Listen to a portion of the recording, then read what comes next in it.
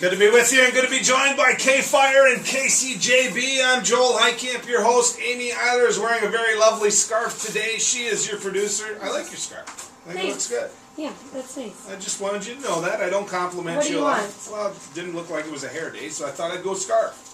What? Oh, What? really? What? You know, Easter's over. I don't have to be nice to people anymore, right? Okay.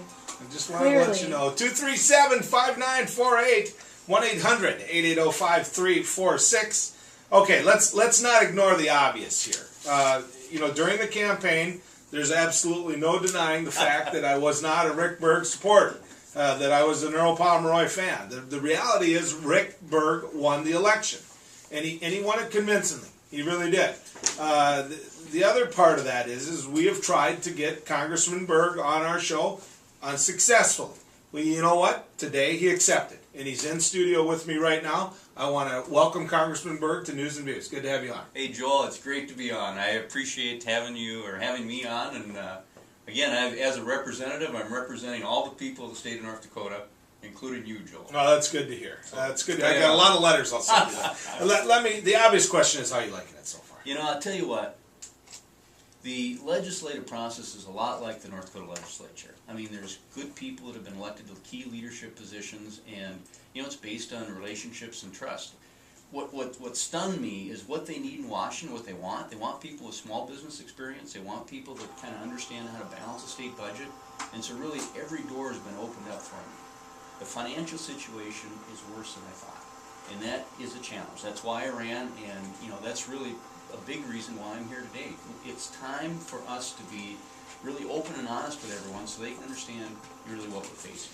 I watched Ken Conrad on Meet the Press and his gang of six, talk about what they think this nation needs to do instantly to kick in. Part of what that is includes taxes amongst those who, quite frankly, fit into your category, Rick, with all due respect. And congratulations, because I think you've been successful in your professional life, but it would tax you more.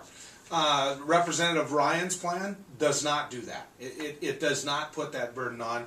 In fact, when you look at Representative Ryan's plan, it puts a $6 trillion deficit over the next 10 years and really doesn't get to balancing until 2040.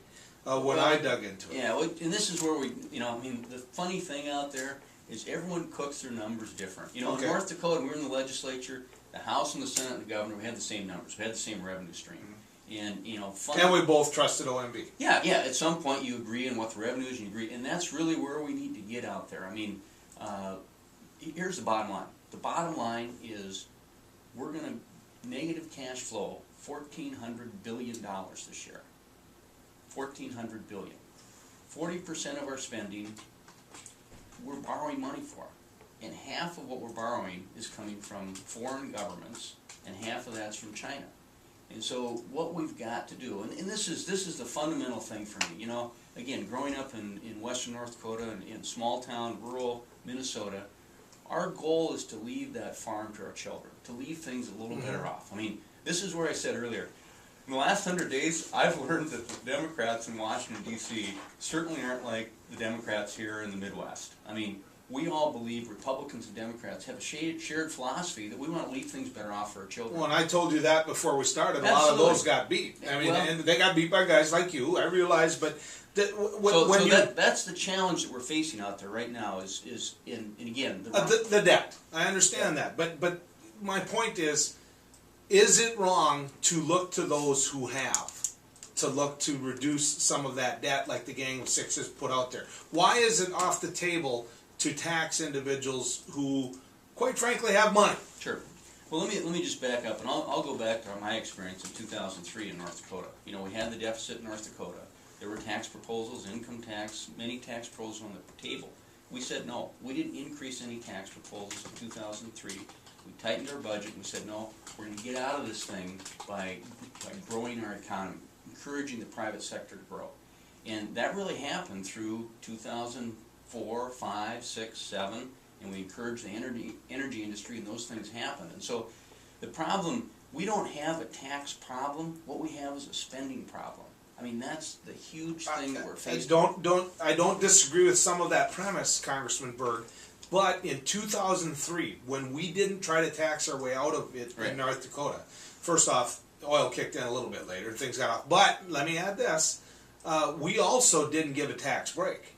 Now, when the Bush administration came in, the people that I'm talking about, that would be targeted by the Gang of Six, people Republican and Democrat alike, they looked to those tax breaks that were given to those with the very most among us. Sure. And in 2003, when you were back in leadership in the North Dakota House, and you said, we're not going to tax our way out of that, quite frankly, I agreed with you on that. You also didn't come to my side of the aisle when I was in leadership and say, oh, by the way, we're going to give the richest among us a tax break. Now, having said that, though, when we started making revenue, that's what we've done in the last several years, and it's worked.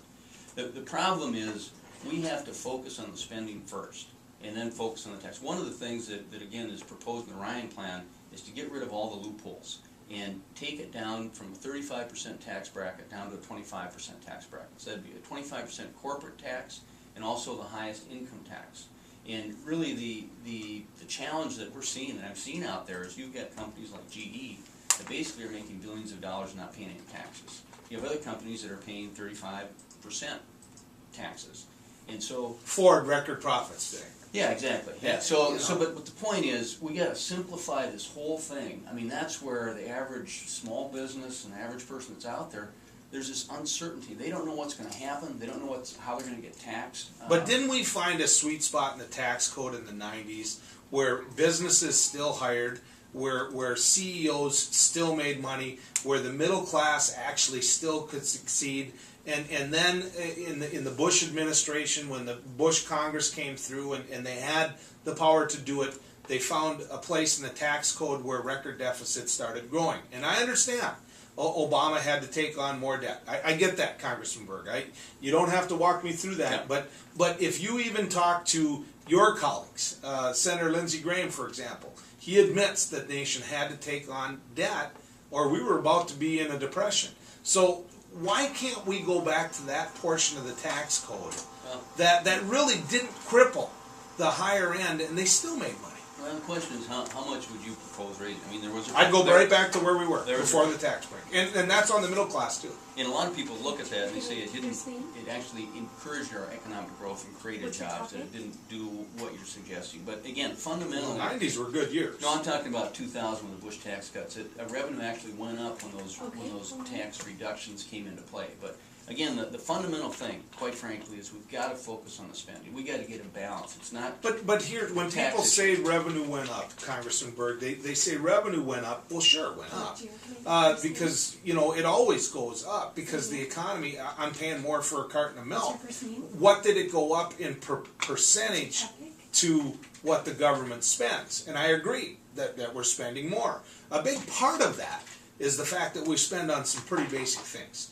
Now, I was at a function this weekend, and I want to give you a chance to address this, because in the Ryan plan, there's a lot of talk about vouchers, and there's a lot of people in America, the America that I grew up in, where people were living in shanties and shacks, where things like Social Security and Medicare changed a lot of that. And so people are afraid of losing their Medicare benefits. And I want Congressman Rick Berg's position when it comes to the Ryan plan and Medicare or voucher. Sure. Well, again, you need to understand, first of all, we're broke as a country, Joel. We're broke. And so I disagree with the tax thing. I don't think we're going to tax our ways out of it, and I think if tax is on the table, we don't get serious about reducing spending. Having said that, you need to understand the way it works out there is the House comes up with an overall budget. None of these specifics on how Medicaid is going to be delivered, those aren't part of the overall budget. It's an overall number. The Senate's supposed to come up with another budget number. The two parties, the two sides, the House and Senate, come together and say, okay, here's our overall level of spending. Then each appropriations committee would go in and do their whole appropriations process to meet those numbers. Again, this whole thing is in shambles out there because they didn't pass a budget last year.